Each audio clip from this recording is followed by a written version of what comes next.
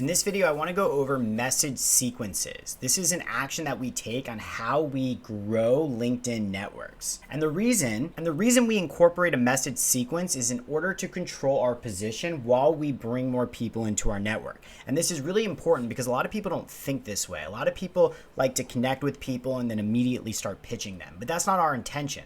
Our intention is to really network with people, grow relationships, and try to create serious conversations, and the message sequence is the perfect way for us to systematize how we do that. So the message sequence, you can get creative with it, but what I have found to work the best is a 3-message sequence. The first message we're going to send to anybody that we connect with is the connection request message. Now, the purpose of the connection request message is nothing more but to let the prospect know that we are interested in connecting with them. And a lot of people like to ask me, well, what should I put in the connection request message? Should I put anything? Should I personalize it? Should I give them my pitch? What I like to say is that if you have a really optimized LinkedIn profile, I don't think that the connection request message makes a huge difference depending on what you want to say. I actually think that less is more when it comes to the connection request message. Assuming you have a fully optimized LinkedIn profile that you're proud of, that shares your story, that really explains and articulates your offer, that you don't need to get too wordy in your connection request message. Something simple would work. Something like, hey, first name, I was looking at your profile and I thought it would be great to connect.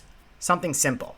Now, what I've also found to work really well is if you can personalize the connection request message. And by that, I mean by actually looking at the prospect's LinkedIn profile and calling out something that makes it unique about them. Saying something about their company, their job title, or maybe something that you have in common with them based off of what you've seen in their profile. The reason that this works well is because it makes people realize that you're an actual person who read their profile and you're not just a bot. You're not just somebody who's connecting with as many people as possible, and you're going to sneakily pitch them later on. The more that you can get ahead of being friendly and being genuine, the higher your connection requests are going to be. Now, message number 2, we like to send about 24 to 48 hours, a couple days after the connection request message is accepted. And the purpose of this message is to introduce yourself to your prospect and create a conversation opener. Now, a conversation opener can mean different things for different markets. So for example, it might be your value proposition about what it is that you do and how you get results for other people. That's an example of something that would be trying to open a conversation. If you are selling more of a product and not a service where you might not have as clear of a value proposition, a conversation opener might just be something as simple as asking them how their business is going. That's it. Remember that the goal is not to pitch, it's to network. And message number 2 is our opportunity to see whether or not they're willing to engage. And that's the purpose. Are they willing to engage? Because if they are willing to engage, that's when it's easier for us to position our offer and sell it after they're willing to engage. We, at that point, know that they're on LinkedIn. We know that they're willing to communicate with people. The goal is to just get that response, because after we can get that response, we can start getting the conversation going, and then we can nurture the relationship a little bit more before we tell them about our product or service. Now, message number 3 is a follow-up reminder, and we like to do this about 5 to 7 days after message 2. And the purpose of message 3 is really just to nudge the prospect a little bit further to see whether or not they saw message 2. Oftentimes people don't respond to message 2, but that doesn't mean that they're not interested in your product or service. It just means that they might need a little nudge. And the goal is not to overwhelm. The goal is not to be rude. The goal is to just say, hey, first name, I'm reaching back out because I know that sometimes messages get buried and I just want to take the initiative to follow up and see if you had an opportunity to see my last message. That's it. I found that oftentimes when you do that and you are genuine, a lot of times you will get a response, and sometimes they're even apologetic and they might say, oh, sorry, I didn't really see it, but let me take a look. Okay, yeah, here's what I have going on. And that's what we're looking for. Remember that the goal here is all of these people that are going to be getting the message sequence are people that are newly added to your network. This way we can introduce ourselves, we can try to engage with them, we can see whether or not we think that they're a buyer or what their pain points are, learn more about their current situation.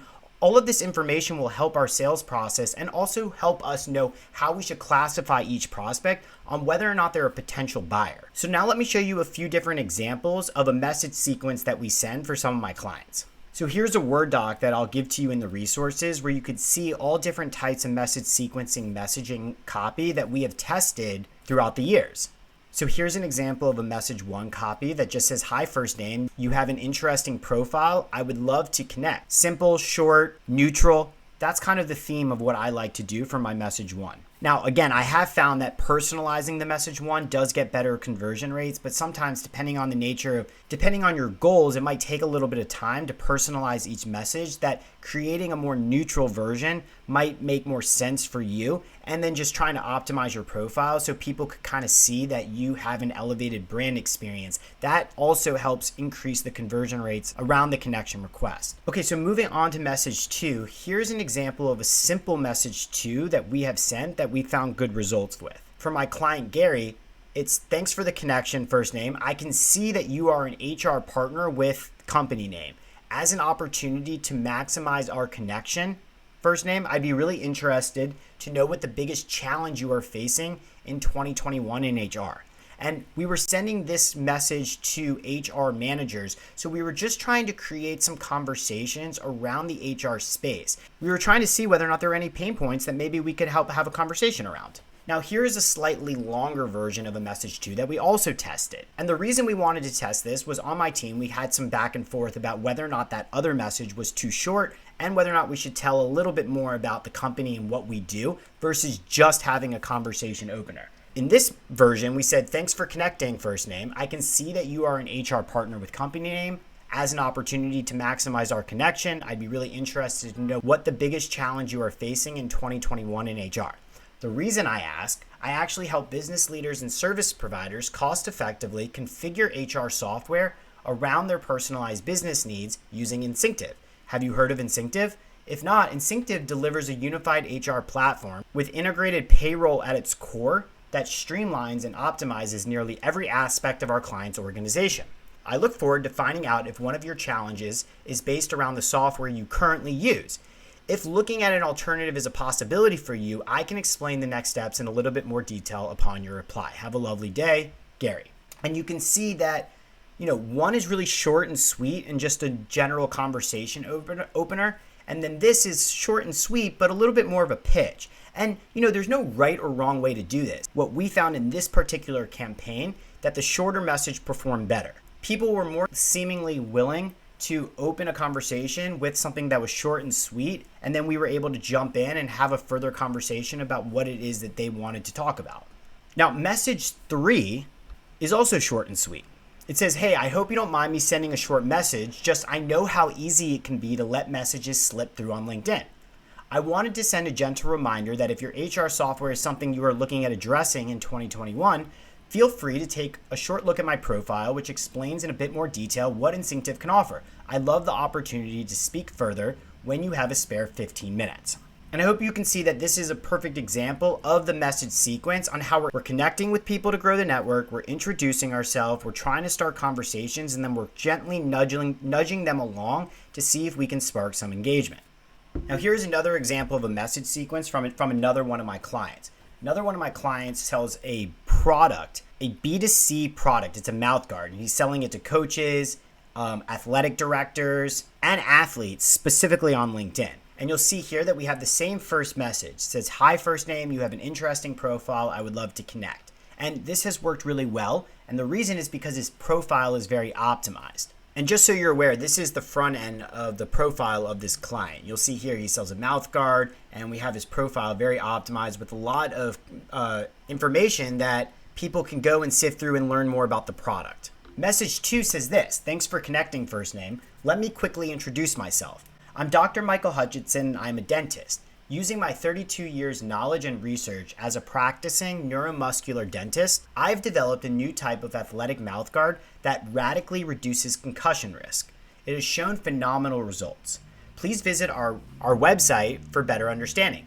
I'd like to get on a call to discuss how I can help athletes play safer with Power Plus technology during their athletic seasons. Please let me know. Stay safe, Dr. Michael Hutchinson."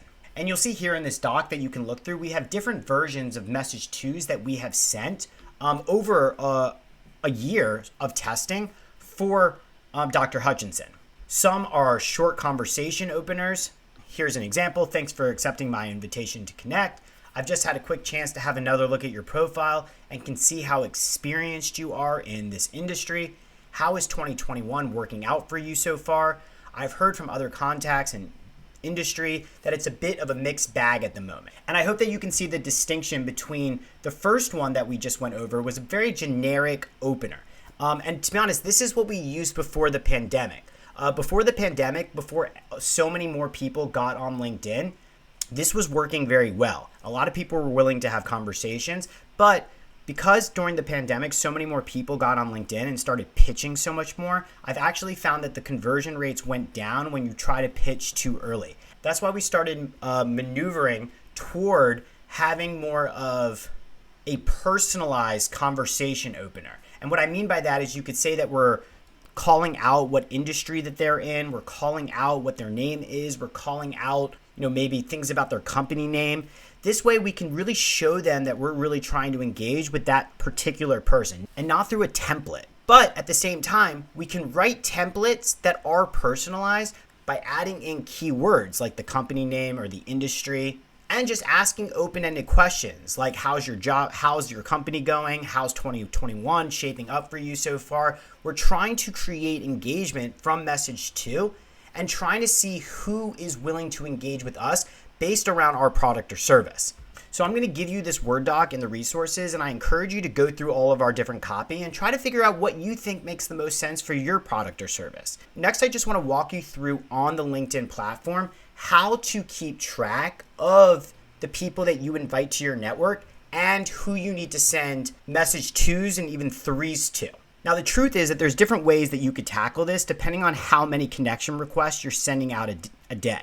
What my team use is a combination of Airtable, and we export data out of the LinkedIn platform to be able to see all of our new connections. So let's first talk about message 1. How do you know who to send a message 1 to? Well, if you're on the free version of LinkedIn, then my recommendation is to just go find people organically that you think are in your target audience and then connect with them. When you press the connect button on their profile, you'll see that you can add a note to the connection request. And when you add in a connection request note, that's your message 1. You could just add a note to your invitation that lets them know that you're trying to connect with them and you have a message to say. And that's when you can copy and paste your template, change their first name, and then just press send. If you're on the premium version of LinkedIn using LinkedIn Sales Navigator, what we do is we do prospecting. And again, we'll go through this in a different video, but we set up lead lists. This way, our team has the ability to stay organized every single day. And you'll see here that there's 10 prospects on this lead list, and we can go through it every day, every week, whenever we want to send message 1s. And we can click through individual prospects and do the same thing. We could send a connection request directly through LinkedIn Sales Navigator. So the goal is to be able to find people either organically through the free LinkedIn or through prospecting through LinkedIn Sales Navigator, and then connect with those people by sending them message 1s. So next, let's go over how you know how to send message 2. So the way you do that is if you go to My Network on your LinkedIn account, you'll see that you can click on your connections. And when you click on your connections, it shows you who was recently connected with you. And you see that you have a timestamp. You'll see here that in the last 24 hours, we have 7 new prospects that connected with our message 1. So therefore, within the next day or two, we can send all of these people our message 2s. Now, if somebody responds to our message 1, I encourage you to just personalize the conversation. You have your general understanding of what it is that you want to say in a message 2, but you also want to make sure to personalize the experience for each prospect, because that's the whole point of the message sequence. You want to be able to control your position and have a thoughtful conversation with prospects in a targeted way. Now, if you look a little bit further, you'll also see that if we go all the way down, we can also start seeing all the people that connected with us over a week ago. And if all of these people have been sent message 2s, it makes it really easy to open a message with this person and send them a message 2 or a message 3. You can use this as your laundry list to be able to determine all the people that are coming into your network and who needs to be sent your message 2 or your message 3. So to summarize, the reason that a message sequence is so important is it helps you control your position. It also helps you plan out strategically how you want to get people into your network. And you can get creative with your message 2s and 3s. You could send them a PDF, you could send them to a video. Whatever you want the experience to be, the goal is to control it. You want to get people into your network and give them an experience. And this way you can systematize how you can open conversations and nurture them to lead to more serious sales conversations. So I hope that helps. If you have any questions related to what it is that you should say in a message sequence or how to manage the message sequence, then I encourage you to ask your questions in the comments or reach out to me directly so we can do it together.